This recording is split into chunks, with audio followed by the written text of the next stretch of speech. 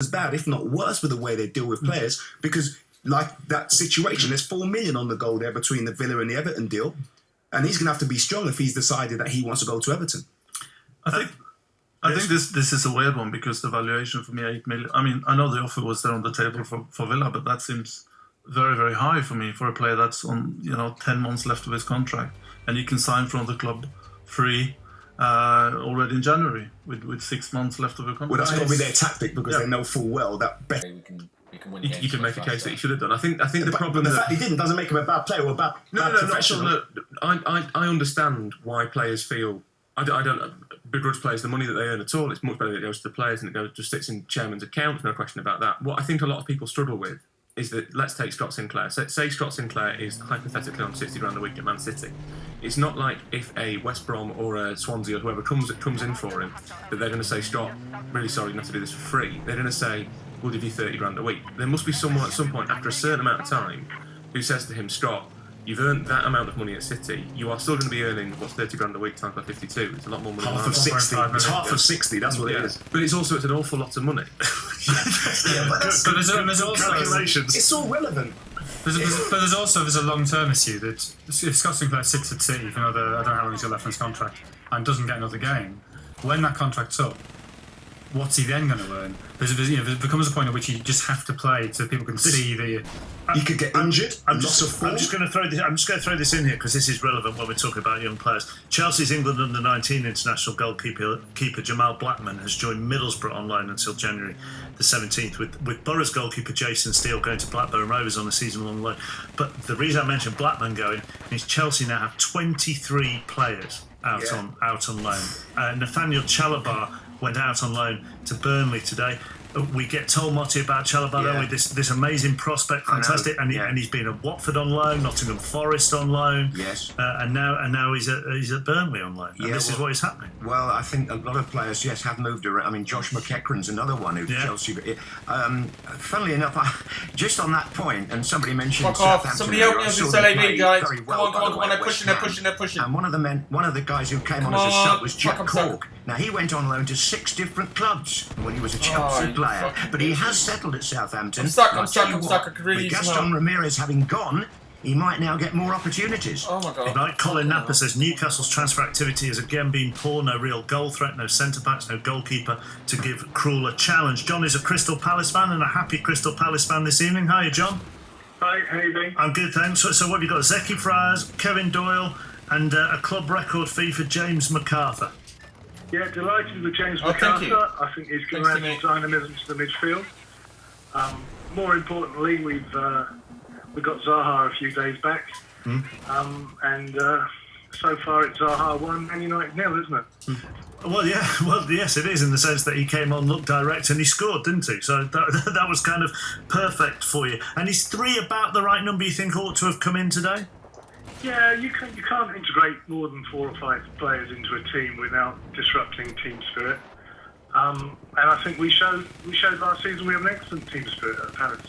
Thank you very much for your call, John. Talk Christian, did you want to come in on something? You waved. Yeah, I think there might be a case. I mean, I think there are two issues which kind of loving the active radar, guys. I mean, it's fucking brilliant. For example, the German system. Fucking LAV still just poking its head out. Where I think it's 40% of standard wages are performance based. Whereas in this country, if you negotiate a wage, it is, I would say, probably 90% or maybe even more is guaranteed, and there's some bonuses on top of that you might never reach. But in the Bundesliga mainly, you get paid per match. I mean, obviously there is a basis of 60-70%, but the rest, you top up on appearances, and obviously that would be an incentive for players to move on. That's really interesting. I had a player I discussed this with who played in Germany for a long time, and he told me there's a bit of an issue with that in terms of if you're out of the team, obviously such a drop in your wages on a personal level is a bit of an issue. But he also told me training was an absolute disgrace, because if you're central midfielder and that central midfielder's playing on a Saturday, 50-50 on a Thursday, someone's coming out the wrong side, because you're talking about a lot of money. Somebody on B. Who starts on Saturday. So in terms of team spirit, I'm not quite sure that would work day to day. Andrew Taylor and Matthew Forster Morgan are two people who've got in touch making the same point, saying just spare a thought for Bradford City on the Tom Cleverley deal, because they're due a 10% sell-on. He started off as a kid at Bradford, did Cleverley. So if he goes free next year, as Andrew points out, they would miss out on somewhere around £800,000 with Bradford City, which is a lot of money to a League One club. There are various Manchester United fans on social media as well asking why United haven't confirmed Falcao. So Simon Stone, our football reporter who's come in, why haven't they? And should the delay worry United fans? Well, they haven't confirmed it because the deal's not completed yet. Should fans be worried? Unlikely, because the club are not worried. And the reason for this is that there is such a thing as a deal sheet, which can be completed after 9 o'clock, which it obviously is. Providing the deal sheet is completed properly, that allows the clubs to say that a deal has been agreed in principle, all the relevant documentation will be submitted, but it gives in international transfers an extra hour for this deal to be completed. They're spawning on so United have until, actually, providing this deal sheet is submitted, they have until midnight to conclude the transfer. So in 5 minutes' time, 4 minutes' time, when we ham this up and go do the bongs and all of that and say the window is shut, actually there's another hour left if you've got your player sheet ready on international deals. That's right, providing you have the deal sheet. If it's not an international deal, actually you have 2 hours. But clearly this is an international deal. Somebody cheat me off, guys. Have they got a work permit? Can anyone get a cheat? Get a cheat. I would imagine they will get a work permit. Got my fucking things done. Clearly they have had issues with this already. Anyone in my squad? Actually, on that subject, I need a cheat. Do they need to get Rojo's work permit by close of? I'm going to switch teams to see no, if the there's deal is anybody else. completed, so the work permit. Can anyone cheat my it's AA subsidiary 3 guys? part Anyone? Of the transfer. The transfer is actually concluded. Anyone got a cheat? The transfer would still be concluded quad bike. even if Rojo wasn't allowed to actually play in this country. That would be Manchester United's lookout. Thank you very much, Simon, for the moment. We're going to stay until 11:15 and then Phil Williams will take over.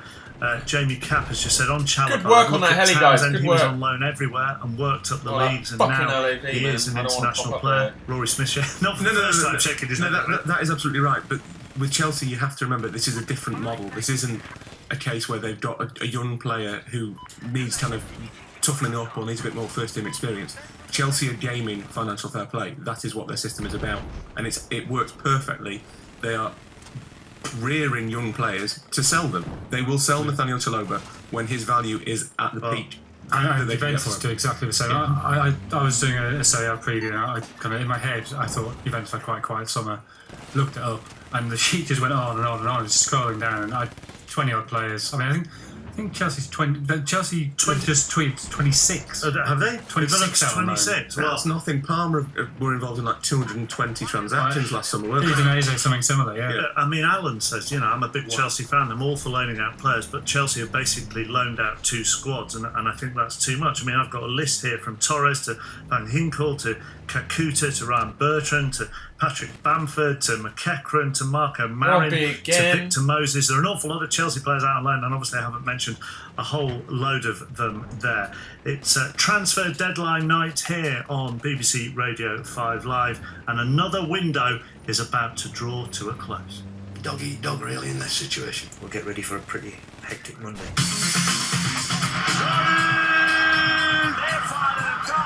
It's busy down here. Nico Crashaw, the latest we've seen, he was with his entourage. He must have been his agent. It was an absolute double for Sandro. I cannot bring you any of that sort of glamour. Fabio Borini to QPR is off. Burnley have spent less in their history than Manchester United did on Angel Di Maria. And there you go, Costa scores his first in the blue of Chelsea. At the start of the day, Premier League spending was higher than the GDP of 19 countries. What a day Steve Bruce has had. Sanchez is in, and he scores! And Sanchez opens his account for Arsenal. Playing Premier League, but he's not currently a Premier League side, so... Is he abroad at the moment, or is he in this country? About an hour. Danny Welbeck to Arsenal. Arsenal, if you want to come out, enjoyment. Come on. No, I've had my day, Harry. Oh, yeah, you haven't. Come on.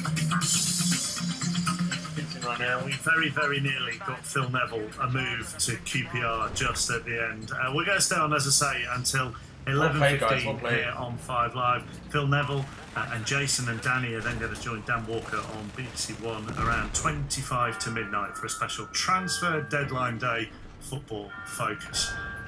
I say every time we do it, we ham it up right until the very end. But this transfer window for summer 2014 is about to close in 8 seconds. Don't laugh at sport.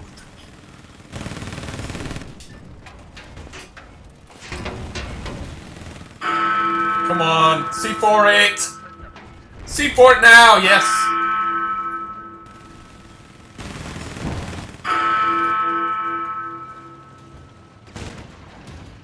Winning.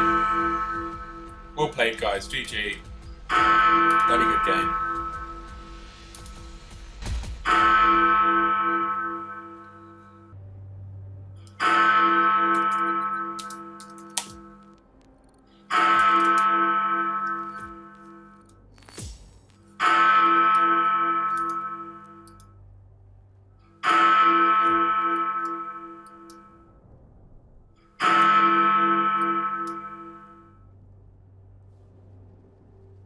Does that get longer?